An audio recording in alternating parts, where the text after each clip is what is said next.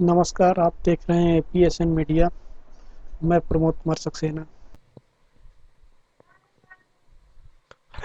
चाइरज बता रहे हैं 1928 में गठित समिति के बारे में, स्टार्ट समिति के बारे में, जिसमें एक सदस्य डॉक्टर अम्बेडकर भी थे। इस समिति की जिम्मेदारी मुंबई प्रेसिडेंसी में निवासरत दलित वर्गों, अछूतों और आदिम जातियों की शैक्षणिक, आर्थिक और सामाजिक स्थिति का अध्ययन कर उनकी बेहतरी के लिए अनुशंसाएं करनी थी। एक अछूत के रूप में डॉक्टर अम्बेडकर का अनुभव हमें भारत में मानव शास्त्र और समाज शास्त्र के इतिहास के बारे में क्या बता सकता है। जाति और अछूत प्रथा मानव शास्त्रीय ज्ञान के सृजन के किस प्रकार प्रभावित करते हैं। अम्बेडकर के जीवन और उनके विचारों के विश्लेषण पर जो साहित्य उपलब्ध है, उसमें इस विषय पर शायद कि कुछ कहा जा सकता है। इस अछूते विषय पर प्रकाश डालने के लिए मैंने 1928 में बम्बई सरकार द्वारा नियुक्त दलित समुदाय और आदिम जाति जनजातियों की स्थिति पर स्टार्ट समिति का कार्यवाहियों में डॉक्टर अम्बेडकर की भागीदारी का अन्वेषण किया है।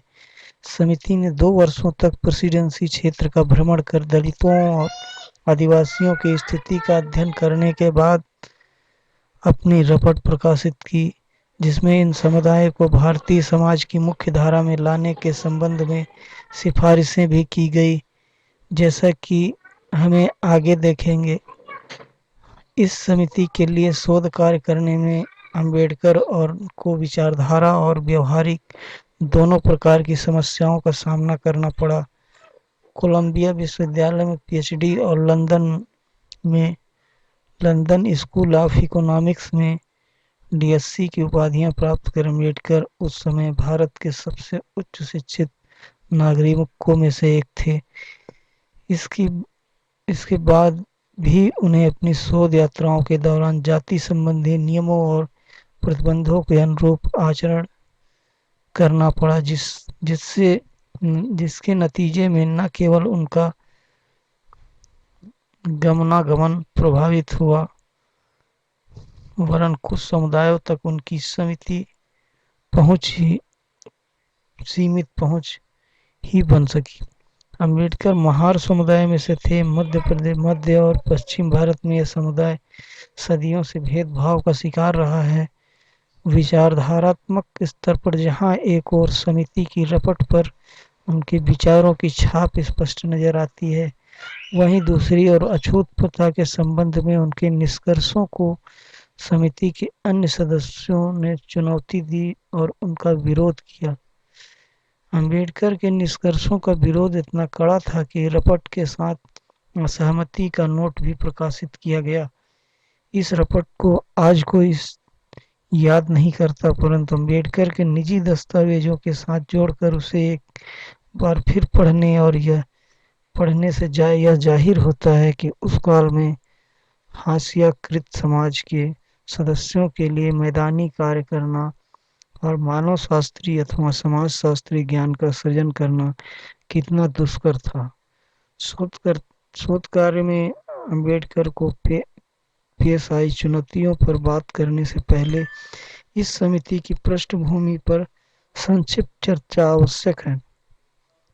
डॉक्टर पीजी सोलंकी ने बम्बई विधानमंडल में एक प्रस्ताव पेश किया, जिसमें कहा गया कि प्रेसिडेंसी में निवासरत दलित वर्गों, अछूतों और आदिम जातियों की शैक्षणिक, आर्थिक और सामाजिक स्थिति का अध्ययन कर उसकी बढ़ोतरी के लिए अनुशंसाएं की जानी चाहिए। यह प्रस्ताव पारित हो गया। प्रस्ताव में अमल में लाने के लिए एक समिति का गठन किया गया, जिसके सदस्यों के नामों की अनुशंसा दलित और आदिवासी मामलों के जानकारों ने की। इस समिति के अध्यक्ष थे प्रसिद्ध दंड शास्त्री OSB स्टार्ट, जो कैदियों के पुनर्वास और कथित आपराधिक जनजातियों के विस्थापन के प्रयासों के प्रभारी थे। आदिवासियों के प्रति तटस्थवादी संरक्षणवादी नीति अपनाने के पक्षधर AV ठक्कर भी इस समिति के सदस्य थे। पीजी सोलंकी और डॉक्टर बी आर अम्बेडकर, जो दलित वर्ग के प्रतिनिधि के रूप में विधानमंडल में नामांकित सदस्य थे, भी इस समिति में शामिल थे।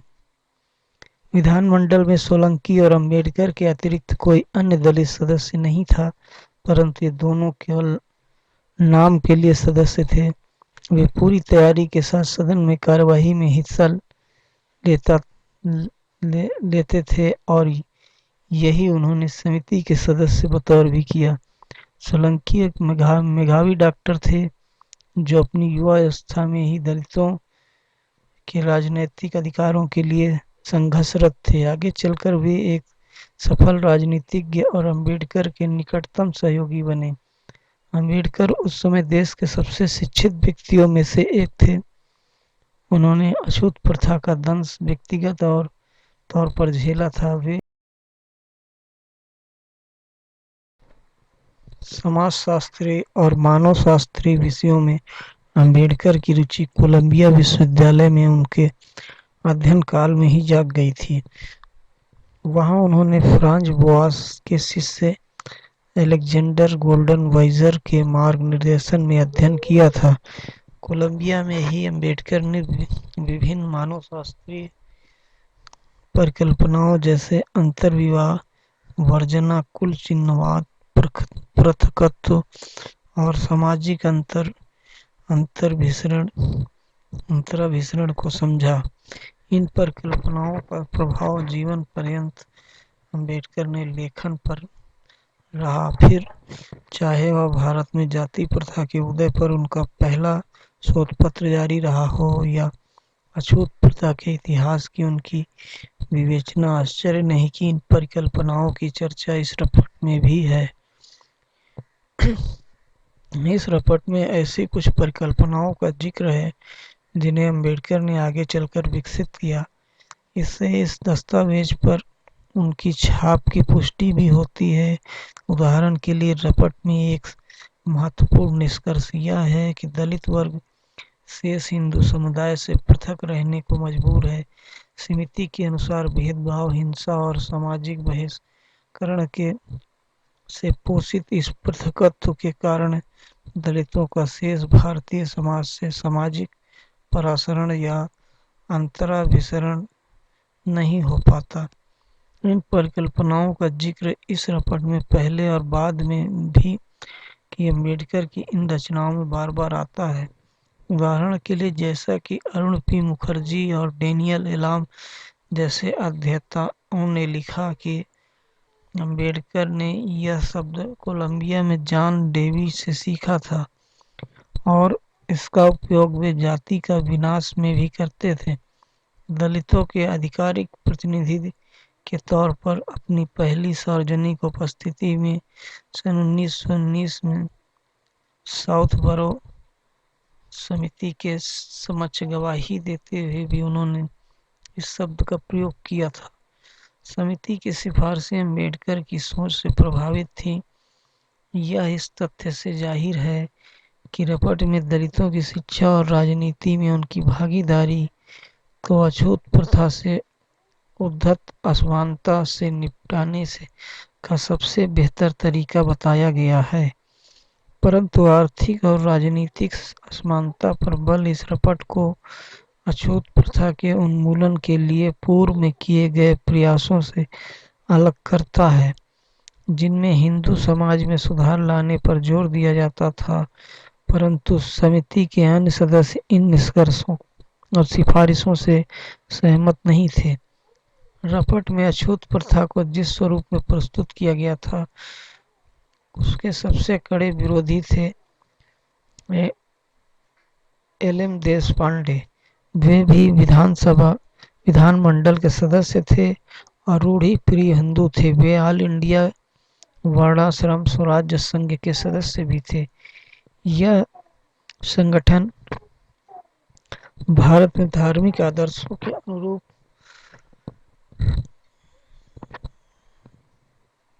स्वराज के लिए काम कर रहा था। हमें यह नहीं पता कि देशपांडे को दलितों के बीच काम करने का कोई अनुभव था या नहीं, परंतु उनके असहमति नोट से यह साफ है कि वे अम्बेडकर का विरोध इसलिए नहीं कर रहे थे क्योंकि अम्बेडकर की शोध पद्धति या जानकारियों को इकट्ठा करने के लिए उनके तरीके में कोई गलतियां नजर आ रही थी। देशपांडे को समस्या उस व्यक्ति से थी जो ज्ञान का सृजन कर रहा था, अर्थात अम्बेडकर से। देशपांडे की यह मान्यता थी कि अछूत प्रथा के मुद्दे पर टकराव इसलिए हो रहा है क्योंकि दलित उनके हक हासिल करने के लिए उग्र तरीकों का प्रयोग कर रहे हैं। वे लिखते हैं, हर क्रिया की प्रतिक्रिया होती है। दलित वर्गों के कुछ सदस्यों ने अपनी शिकायतों के निवारण के लिए कुछ अतिवादी कदम उठाए और नतीजों में दूसरे पक्ष ने अतिवादियों ने उन्हें दबाने की कोशिश की। देशपांडे ने यह स्वीकार किया कि सार्वजनिक स्रोतों से पानी लेने का अधिकार एक महत्वपूर्ण मसला है, परंतु उनका तर्क था कि दलित स्वयं सार्वजनिक कुआं का इस्तेमाल इन कारणों से नहीं करते। वे डरते हैं, नंबर एक डरते हैं, उनमें उपजातियां हैं। तीसरा, कई ऐसी रूढ़िवादी दलित जातियां हैं जो स्वयं सार्वजनिक कुआं के पक्ष में नहीं हैं। जहां तक शिक्षा का प्रश्न है, देशपांडे दलितों की शिक्षा के पक्ष में थे, परंतु एक शर्त के साथ। वे चाहते थे दलितों के स्कूलों में उनकी पारंपरिक पेशों की शिक्षा दी जाए। पांडे का सुझाव था कि दलितों को वजीफे मिलने चाहिए और उनके स्कूल में मुफ्त शिक्षा दी जानी चाहिए, जहां उन्हें कृषि संबंधी कार्य, कपड़ों की बुनाई, रस्सी बनाना, चर्म शोधन और जानवरों की हड्डियों से खाद बनाना आदि सिखाया जाए। दूसरे शब्दों में, देशपांडे दलितों को वही काम सिखाना चाहते थे जिनके कारण उनको अछूत का दर्जा मिला था। यह दिलचस्प है कि देशपांडे अपनी सिफारिशों के समर्थन में कोई सबूत या तथ्य नहीं दिए और न ही कोई वैकल्पिक सिद्धांत प्रस्तुत किया। उन्होंने अम्बेडकर द्वारा प्रस्तुत पृथकत्व और सामाजिक अंतराभिसरण की परिकल्पनाओं पर कोई टिप्पणी भी नहीं की। देशपांडे का असहमति नोट बिल्कुल मुख्यतः यह कहता है कि भारत और सारी दुनिया में कुछ समुदाय ज्ञान का सृजन करते हैं और अन्य समुदाय अध्ययन का विषय होते हैं। इसके अनुसार दलितों को उनकी उन्नति के उपाय सुझाने की जरूरत नहीं है, दलितों की मदद की जानी चाहिए। देशपांडे एक तरह से मानव शास्त्री और समाजशास्त्री ज्ञान के कोष के चौकीदार बनने का उपक्रम कर रहे थे। इस अर्थ में वे उन औपनिवेशिक निर्वंशज्ञानियों की तरह थे जो सभी भारतीयों को ऐसे लोगों के रूप में देखते थे जिन्हें रास्ता दिखाए जाने की जरूरत है। देशपांडे के विचार में दलित केवल ज्ञान के प्राप्तकर्ता और अध्ययन के विषय हैं। जब अम्बेडकर ने हिंदुओं की पड़ताल की और यह कहा कि वही दलितों के साथ भेदभाव के लिए जिम्मेदार है, तब वे ज्ञान के सृजन पारंपरिक तरीकों को चुनौती दे रहे थे और मानव शास्त्रीय अध्ययनों के कर्ताओं और विषय को एक दूसरे के प्रतिस्थापित कर रहे थे। और यही देशपांडे की आपत्ति का प्रमुख कारण था। उनके ज्ञान और निष्कर्षों को चुनौती अम्बेडकर के लिए कोई नई बात नहीं थी। उन्हें जीवन भर उनका सामना करना पड़ा। गांधी जी का यह दावा कि वे दलितों की आवाज हैं और जानते हैं कि उनके लिए क्या अच्छा है, इसका सबसे अच्छा उदाहरण है। परंतु स्टार्ट समिति के सदस्य बतौर अम्बेडकर के समक्ष अन्य चुनौतियां भी हैं। दक्कन में हेराल्ड एच मान के काम से प्रभावित स्टार्ट समिति ने बम्बई प्रेसिडेंसी के कुछ गांवों की यात्रा करने का फैसला किया। यह निर्णय अम्बेडकर के लिए एक समस्या बन गया। उनके निजी पत्राचार से साफ है कि दलित होने के कारण उनके आने जाने के और किसी स्थान में प्रवेश करने के संबंधी प्रतिबंध एक शोधकर्ता के रूप में उनके लिए बड़ी चुनौती थी। जाति प्रथा में हर व्यक्ति का स्थान निश्चित होता है दलित न केवल सत्ता के केंद्रों से बाहर थे, वरन उनके लिए कोई भौतिक स्थान भी नहीं था। यह स्थिति अंबेडकर के समक्ष कई प्रश्न खड़े करती थी। क्या कोई दलित शोधकर्ता गांव के ब्राह्मण उत्तरदाताओं के बीच बातचीत कर सकता था? क्या किसी दलित को शोधकर्ता के रूप में स्वतंत्रता पूर्वक गांव में घूमने की इजाजत दी जा सकती थी? यदि कोई उत्तरदाता ऐसे स्थान पर रहता है जहां दलितों की पहुंच नहीं है, तब शोधकर्ता क्या करे? अंबेडकर को इन प्रश्नों के उत्तर काफी कष्ट सहकर प्राप्त हुए। सन 1929 में समिति के सदस्य के रूप में अंबेडकर 40 गांव पहुंचे। वे सवर्ण हिंदुओं द्वारा गांव के अछूतों के संबंधित सामाजिक बहिष्कार के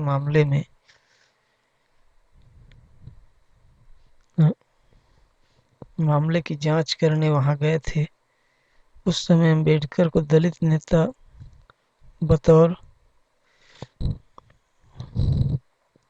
थोड़ी बहुत मान्यता मिल गई थी। वे कुछ वर्षों पहले महान सत्याग्रह आयोजित कर चुके थे और उन्होंने मनुस्मृति का दहन किया था। इस कारण 40 गांव के लिए वो कोई अनजान व्यक्ति नहीं थे। स्टेशन पर कुछ स्थानीय लोगों ने माला पहनाकर उनका स्वागत किया और उन्हें गांव के महारवाड़ा आने का निमंत्रण दिया। अंबेडकर ने आमंत्रण स्वीकार कर लिया। वे महारवाड़ा तक जाने के लिए सवारी का इंतजार करने लगे। करीब 1 घंटे बाद एक तांगा आया, परंतु समस्या अभी शुरू हुई थी। कुछ मिनटों की यात्रा के बाद अंबेडकर ने अपने आप को सड़क पर पड़ा पाया। कारण यह था कि घोड़ा तांगे को छोड़कर रफूचक्कर हो गया। मैं इतनी जोर से धरती पर गिरा कि लगभग बेहोश हो गया। मुझे कहीं चोटें आई, पैरों की हड्डी टूट गई। कई दिनों तक चल फिर नहीं सका। मुझे समझ में नहीं आया कि क्या हुआ। अंबेडकर को बाद में पता चला कि दुर्घटना का कारण था तांगा चालक की अनुभवहीनता। गांव के लोगों ने अंबेडकर को अपने तांगे में बिठाने से इनकार कर दिया था। इसके बाद महारों ने एक तांगा इस शर्त पे किराए पर लिया कि उनमें से ही कोई उसे चलाएगा। अंबेडकर ने इस घटना को इन शब्दों में याद करते हैं कि मेरी इज्जत रखने के फेर में 40 गांव के महारों ने मेरी जिंदगी ही खतरे में डाल दी।